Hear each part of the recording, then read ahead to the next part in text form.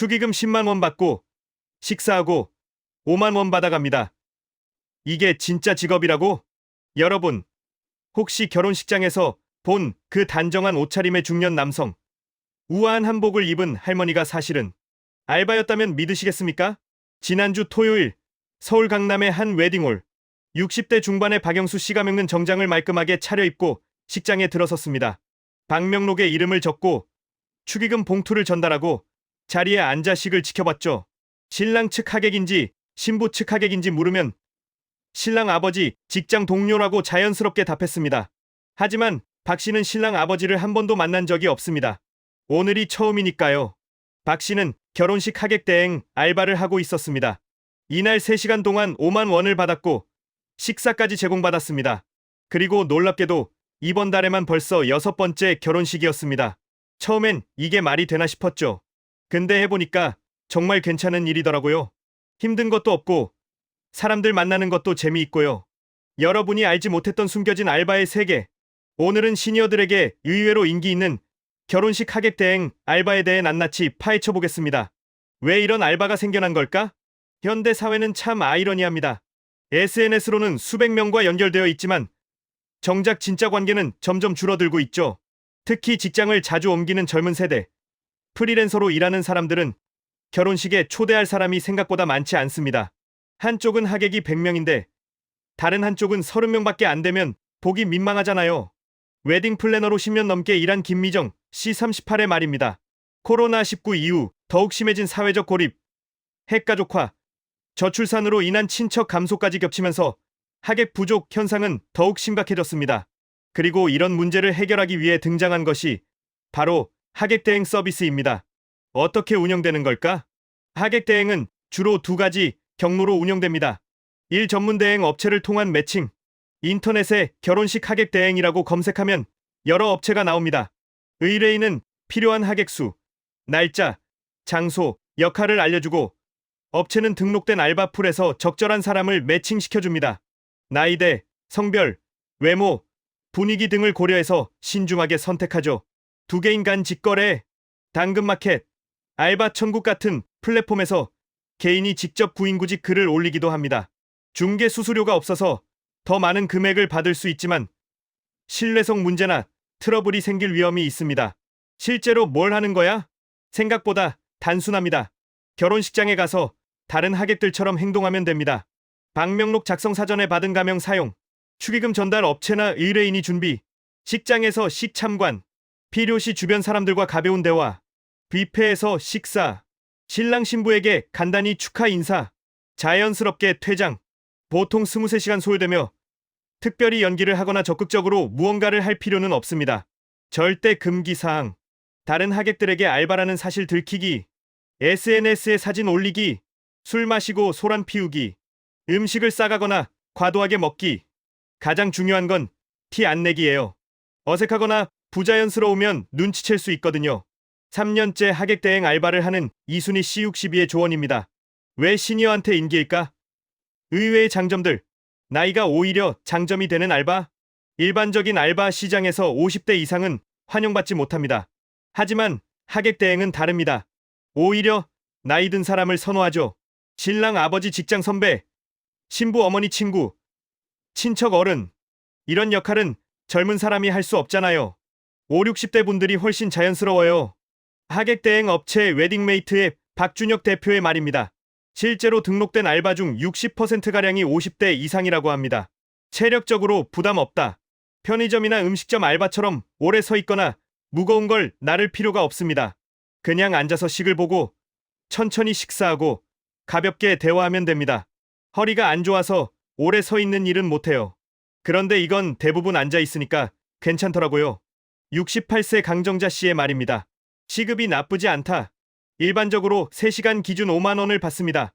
시급으로 환산하면 약 17,000원 꼴입니다. 식사가 제공되고 교통비가 별도로 지급되는 경우도 많아서 실질적인 수입은 더 높습니다.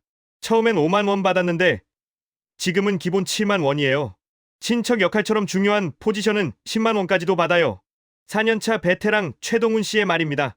주말 부업으로 딱 좋다. 대부분의 결혼식은 주말, 특히 토요일에 집중됩니다. 평일에 다른 일을 하는 분들도 주말 부업으로 할 수 있죠. 평일엔 손주 봐주고 토요일에만 가끔 나가요. 한 달에 두세 번 정도? 용돈벌이로 딱 좋아요. 65세 김순덕 씨의 말입니다. 사회생활과 외출 기회, 은퇴 후 집에만 있다 보면 우울해지고 외로워지기 쉽습니다. 하객 대행은 정기적으로 외출하고 사람들을 만나고 옷도 멋지게 차려입을 기회를 제공합니다. 혼자 사는데 주말마다 집에만 있으니까 답답하더라고요. 그런데 이 일 시작하고는 토요일이 기다려져요. 73세 홀로 사는 윤미자 씨는 하객 대행이 삶의 질을 높여주는 활동이라고 말합니다. 현직자가 말하는 리얼 후기, 첫 출근 날의 떨림, 진짜 진땀 뺐어요. 첫 하객 대행을 다녀온 날을 회상하는 정민호 씨입니다. 신랑 아버지 대학 동창이라고 했는데 누가 물어볼까봐 겁났죠. 다행히 아무도 안 물어보더라고요. 그냥 오랜만입니다 하면서 악수만 하면 되더라고요. 결혼식장은 워낙 사람이 많고 바빠서 낯선 사람에게 깊이 관심을 갖지 않습니다. 가장 기억에 남는 순간, 신부가 우는데 저도 눈물이 나더라고요. 62세 이영희 씨의 말입니다. 알바로 간 거지만 신부가 부모님께 절하면서 우는 걸 보니까 진짜 찡하더라고요. 우리 딸 결혼식 때 생각나고 그날은 진짜 진심으로 축하해줬어요. 많은 하객 대행 알바들이 비슷한 경험을 합니다. 처음엔 일로 시작했지만 실제 결혼식의 감동적인 순간을 보면서 진심 어린 축하를 건네게 된다고 합니다. 예상치 못한 에피소드. 부케를 제가 받았어요. 59세 박미숙 씨는 깔깔 웃으며 말합니다. 미혼 여성들 앞으로 나오라고 해서 구경만 하려고 했는데 신부가 언니들도 나오세요 하더라고요. 정말 제가 받아버렸어요. 신부가 재혼하세요 하면서 웃고 당황스러웠지만 재밌었어요. 의외로 힘든 점. 옷값이 생각보다 들어요. 장기적으로 하는 사람들의 공통된 고민입니다. 같은 옷을 계속 입고 갈 수는 없고 결혼식이라는 포멀한 자리에 맞는 옷이 필요하니 옷장이 점점 늘어간다고 합니다. 또 다른 어려움은 거짓말하는 것에 대한 죄책감입니다. 처음엔 양심에 찔렸어요. 신랑 신부를 속이는 것 같아서요. 정민호 씨는 솔직히 털어놓습니다. 근데 웨딩 플래너가 우리는 그 커플의 행복한 하루를 돕는 거예요 라고 하더라고요. 그 말 듣고 좀 마음이 편해졌어요. 시작하고 싶다면? 시작 방법. 1단계 업체 찾기. 포털 사이트에 결혼식 하객 대행, 웨딩 알바 등을 검색하면 여러 업체가 나옵니다. 2단계 등록하기. 기본 인적 사항. 단정한 사진. 가능한 날짜 및 시간대. 보유한 의상. 경연. 3단계 교육받기. 제대로 된 업체는 신규 등록자에게 간단한 교육을 제공합니다. 결혼식장 매너, 상황별 대처법, 주의사항 등을 배웁니다. 4단계 첫 매칭. 적합한 의뢰가 들어오면 업체에서 연락이 옵니다. 날짜, 시간, 장소, 역할, 보수를 확인하고 수락하면 세부 정보를 받게 됩니다. 필요한 준비물, 의상, 남성 검정 네이비 정장, 흰색 셔츠, 넥타이, 구두, 여성 포멀한 원피스 또는 투피스, 한복, 구두일, 예상, 수입, 초보는 회당 5, 6만원, 월 10만원에서 24만원, 경력자는 회당 6, 7만원, 월 24만원에서 42만원, 베테랑은 회당 7만원에서 10만원, 월 48만원에서 80만원, 식사 제공, 교통비 별도 지급을 감안하면 실질 수입은 더 높습니다. 주의 사항, 사기 조심, 선불로 등록비를 내세요. 같은 요구를 하는 곳은 99% 사기입니다. 제대로 된 업체는 등록비를 받지 않고 일 끝난 후 약속한 금액을 정확히 지급합니다. 법적 이슈. 하객 대행 자체는 불법이 아닙니다. 단, 축의금을 횡령하거나 식장 물품을 훔치면 안 됩니다. 베테랑들의 성공 팁. 첫인상이 중요하다. 깔끔한 옷차림, 단정한 헤어, 자연스러운 미소. 오버하지 마라. 억지로 친한 척하면 오히려 티난다. 역할을 철저히 숙지하라. 신랑 이름, 직업, 나와의 관계 등 기본 정보 암기. 술은 절대 마시지 마라. 운전해야 해서요. 하며 정중히 거절.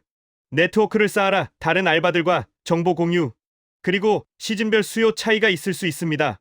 5, 6월, 9월에서 11월은 결혼식이 폭발적으로 많은 시기입니다. 5월 한 달 동안 12번 나갔어요. 80만 원 넘게 벌었죠. 강정자 씨는 5월에 바빠서 힘들었다고 말합니다. 12월, 7월, 8월은 결혼식이 확 줄어듭니다. 역할별 페이 차이. 일반 하객인 친구, 동료 역할은 보통 5, 6만 원.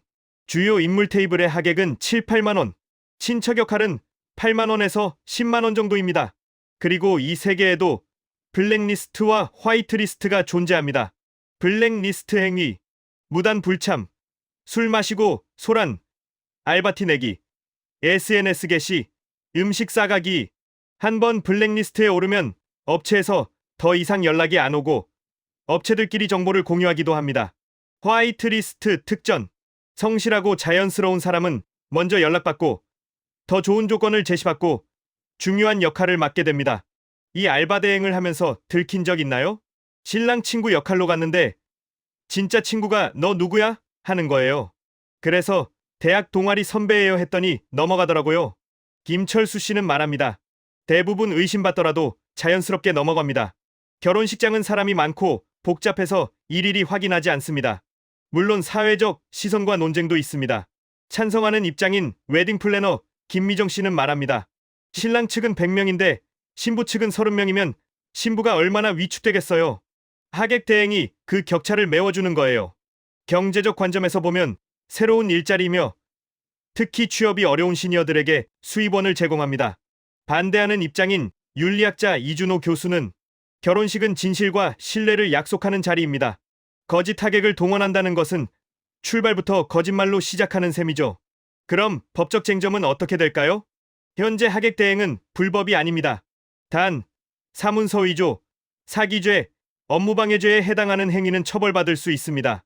하지만 실제 처벌 사례는 거의 없습니다. 실전 Q&A, 나이 제한이 있나요? 보통 4070대까지 가능합니다. 가장 수요가 많은 연령대는 5, 60대입니다. 말을 잘 못해도 할 수 있나요? 가능합니다. 오히려 조용히 있는 게 더 안전할 수 있습니다. 인사 정도만 자연스럽게 하면 됩니다. 실제로 얼마나 벌 수 있나요? 초보는 월 15에서 20만 원, 베테랑은 월 60에서 100만 원까지 가능합니다. 단, 성수기와 비수기 편차가 큽니다. 세금은 내야 하나요? 기술적으로는 소득이므로 세금 대상입니다. 하지만 대부분 현금 거래로 이뤄지고 소액이라 실제로 세금을 내는 경우는 드뭅니다. 지방에 사는데도 가능한가요? 가능하지만 서울 수도권에 비해 기회가 적습니다. 근처 도시까지 이동할 의향이 있다면 괜찮습니다. 당신의 선택은 어떠신가요? 결혼식 하객 대행. 어떤 사람에게는 창피한 일, 어떤 사람에게는 괜찮은 알바입니다. 시작하기 전에 스스로에게 물어보세요. 나는 이 일을 하면서 양심에 거리끼지 않을까? 나는 연기와 거짓 역할을 견딜 수 있을까? 나는 비밀을 지킬 수 있을까? 만약 예라고 답할 수 있다면 하객 대행은 나쁘지 않은 선택일 수 있습니다. 특히 시니어들에게는 외출 기회도 되고 사회생활도 되고 용돈벌이도 되는 일석삼조 알바니까요. 박영수 씨는 이렇게 말합니다. 저는 이 일이 참 좋아요. 매주 새로운 사람들 만나고 화려한 결혼식장도 구경하고 맛있는 것도 먹고 무엇보다 제가 누군가의 특별한 날을 돕는다는 게 뿌듯해요. 반면 한 달 만에 그만둔 이철호 씨는 이렇게 말합니다. 저는 못하겠더라고요. 계속 거짓말하는 게 너무 불편했어요. 사람마다 다른 것 같아요. 결국 정답은 없습니다. 다만 이 글이 여러분의 현명한 선택에 도움이 되기를 바랍니다. 마지막으로 현직자들의 조언 하나 더. 이 일은 돈벌이 그 이상도 그 이하도 아니에요. 너무 심각하게 생각하지 마세요. 그냥 파트타임 알바예요. 단, 비밀은 꼭 지키고 성실하게 하고 선은 지키세요. 여러분의 현명한 선택을 응원합니다.